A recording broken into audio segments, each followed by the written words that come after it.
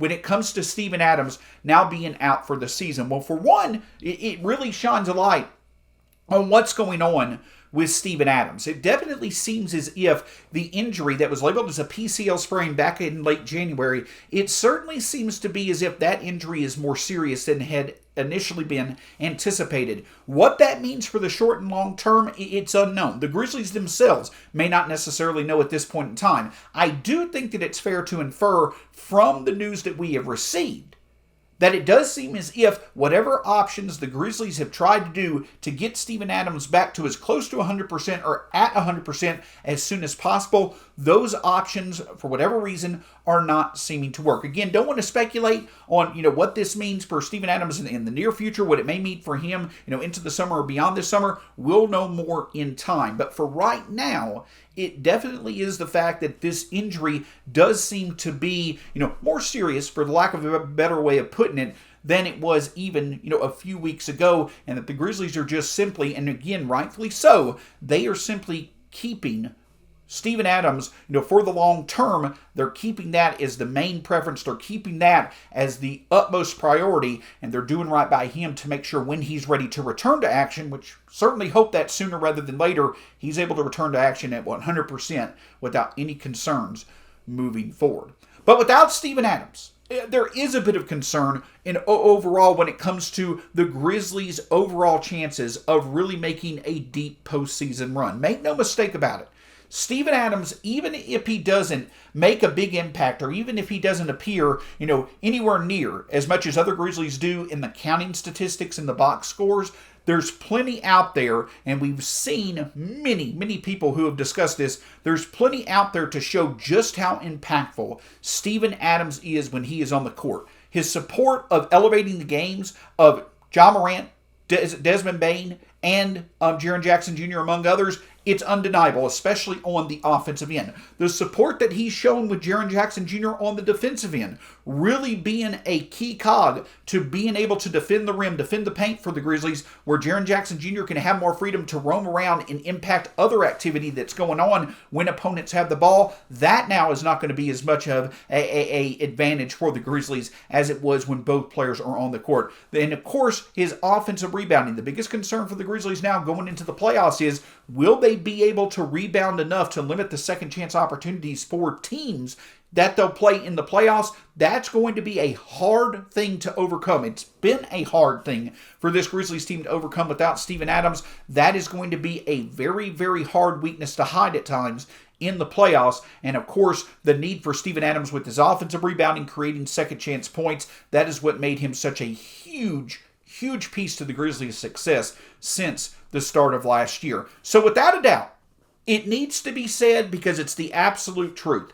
This Grizzlies roster is at their best when they can feature Steven Adams in a prominent role. And unfortunately, they're not going to be able to do that, more than likely, for the rest of this season. And coupled with the previous injury to Brandon Clark, the Grizzlies' front court depth has taken a huge hit. And we saw last year just how important that front court depth was in the series against Minnesota, and also how the lack of front court depth was exposed by the Warriors and Kevon Looney's rebounding in the second round of last year. The hope is that you don't run the hope is you don't run into that again this year, but it's going to be a hard thing to prevent without both Steven Adams and Brandon Clark. So where does the difference come from? How do the Grizzlies overcome not having Steven Adams? Well, this gets back to the point that I made a bit earlier in the show, and that it's been a blessing in disguise. It has been a good thing. Obviously, it's less than ideal that we lost Steven Adams, but it's been a good thing that the Grizzlies have now had over 2 months to adapt to life with Steven Adams. And here's the key thing. They've adapted without him. They have been able to figure out the trade for Luke Kennard, featuring their shooters more, passing the basketball more, gaining more benefit from moving the basketball. All those things have allowed for the Grizzlies to be able to get more consistent on offense, and that's how they've been able to find ways to win and adapt to life without Steven Adams to play winning basketball. Now, a few factors come into that. Number one, the Grizzlies' schedule has certainly helped them out. They played one of the easier schedules over the past 25 games of any team in the NBA. So that definitely has helped them out. It's going to be harder for the Grizzlies to replicate consistently above average to elite offense in the playoffs than it was during post All-Star break this season, because the Grizzlies are just simply going to be facing better competition. But make no mistake about it, the Grizzlies are better equipped to find that consistent offense, especially in the half court now, than they were even a month ago. And it simply comes down to the fact that the Grizzlies have been able to capitalize on shooting the three better to complement what they can do in the paint. Now, individually, we've seen a big reason for this being Desmond Bane becoming a more consistent scorer. Luke Kennard arguably being the best three-point shooter in the league since he was traded to the Grizzlies. And obviously, Jaren Jackson Jr. turning a corner to where he is an absolutely elite difference maker, both on the offensive and defensive end. Now, those three things are going to have to remain consistent. Without a shadow of a doubt, the Grizzlies are going to have to see Desmond Bane and Ja Morant be either on the level or clearly the best offensive duo in any series that they play from this point on. That is going to have to be an absolute truth. Desmond Bane and Ja Morant are going to have to be one of, if not the best offensive duos in the playoffs this year for the Grizzlies to now make a deep playoff run. But it also comes down to the Grizzlies' ability to shoot the three and defend the three on a consistent basis for them to be able to get the job done. Because if they can do that, that helps to negate the overall impact of the Grizzlies losing the rebound battle, because at that point, and here's the big key of them all,